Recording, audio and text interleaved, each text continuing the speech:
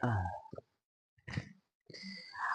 Hello there, ladies and gentlemen, and thank you for tuning in. And welcome to this podcast I'm making, which is probably just talking about being a person who builds their life brick by brick. And I mean building things brick by brick because you have to really like have probably like long-term goals, and if you have those long-term goals you have to like plan for them, although there are different things that do occur in this world and you might at least feel or think as though they are hard to attain, so you try to go for short-term goals and short-term things that cannot really build you in the long run. So you have to have that type of a mentality where you have to like be building your dreams or maybe your goals or fulfillments, just like people do build their houses. When people build their houses, the surprising thing is they have to start with a foundation.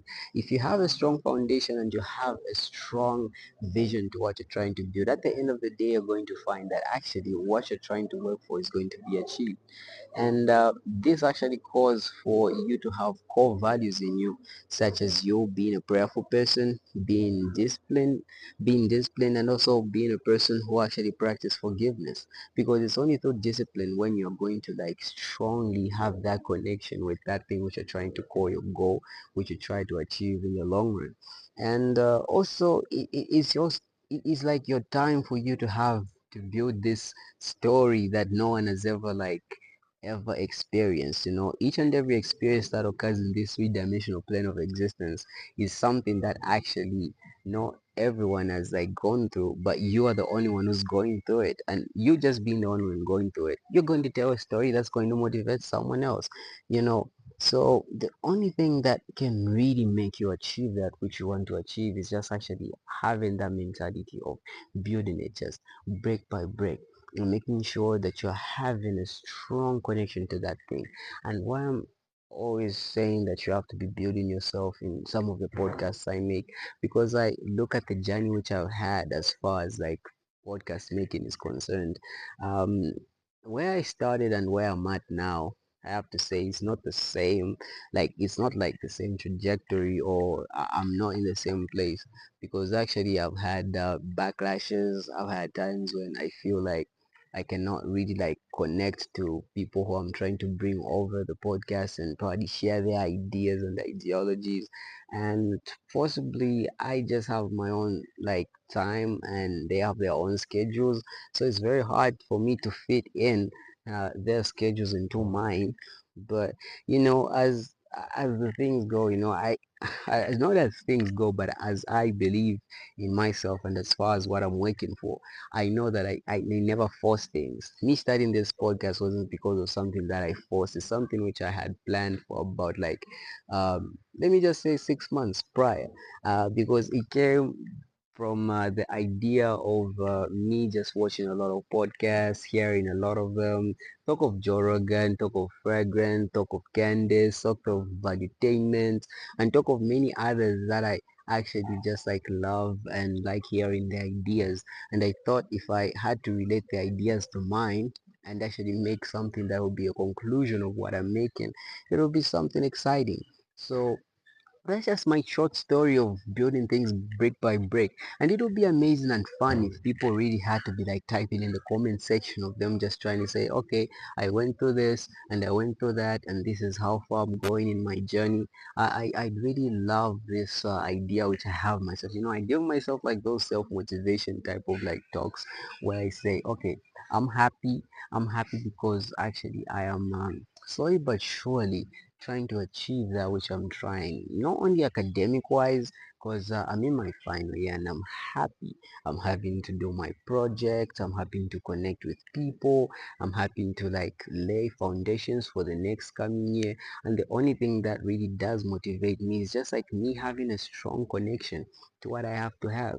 And this is not just something that fell out of the sky and then just came from the blues. No, it came from the idea of being disciplined and also having the heart of being a forgiving type of a person.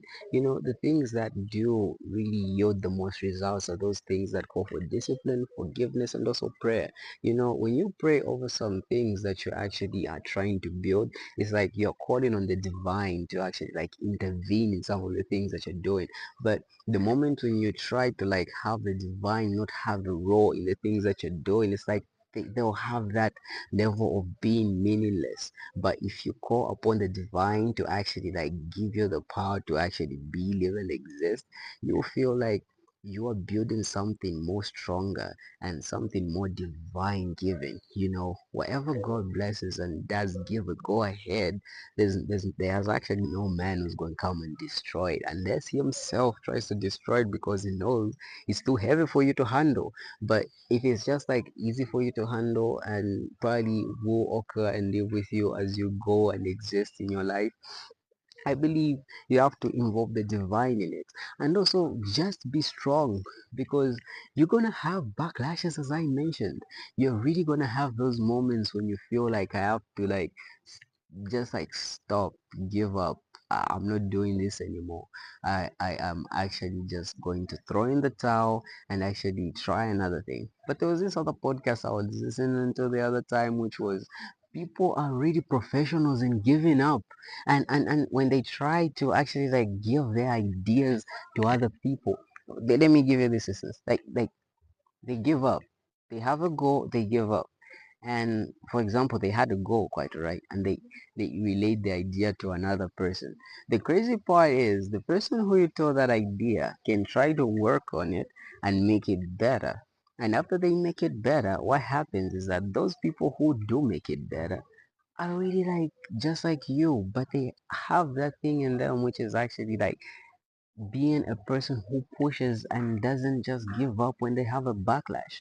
Backlashes are there. And there's this instance I was given to my friend, which was we were having a conversation, a peer conversation, and I was like, sometimes I'm really happy when I find a backlash in life, because I know once that backlash is like toppled over, or once I like overcome it, it means if something similar to that had to come to me, I would have already had the muscle to actually like move on and actually become a stronger person than I'm currently.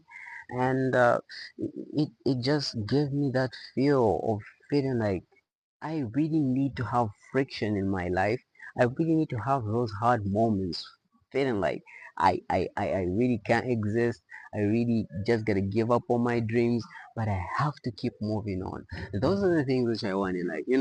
If things are smoothly sailing and once you get to hit a brick wall, you feel like the divine is against you. And mostly if you're not even prayerful, you're gonna say, oh my God, what did I face here? Oh, I have to give up. But no, just involve the divine and actually be disciplined. And whenever you feel like the backlash is coming from people who are mostly having in your circle, you know you had like an idea being planned out for like a good 6 months, and you just tell it to someone like in a minute, and then in the minute they try to like break down and just like bring you down in just that minute that you're having with them not knowing that you've had that idea for a good 6 months. That is wasting your energy and your creativity in your head. Try to have those conversations with them with an idea of knowing that they will tell me quite alright that I need to stop, but in my head, no way am I gonna give up. I'm just gonna hear their points of views, because there's no way I am the only perfect being. I can be like not perfect, but I have to view it in a way where I have to hear opposing ideas so I can try to change it.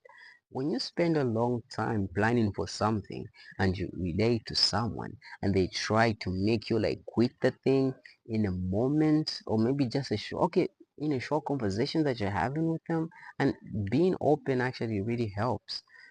Be open with them, hear their ideas, and just have a notebook too. Now if I get this backlash, I'll handle it in that way. Get this backlash, handle it in the other way. Me not having guests over has really been hard. I had a guest over by the name of Astins. We really had an amazing conversation, I cannot lie. But I feel though as I need to have a lot of people in it as well. But I'm not gonna chase for them. They'll be coming naturally. They'll be coming with their own ideas and they'll relay them to me. And I'll try to digest them and break them down together so that we can try to at least like come to an ending that the viewers would like to like have at the ending of it. I can really say and talk of a lot of things, but at the ending of it, it's just like be a three-dimensional plane of existence being. You came on this earth alone because your parents decided that you have to be here. But when they brought you here, they require you to be disciplined, to be prayerful, to be forgiveful, to like these three-dimensional beings that try to cause friction on you.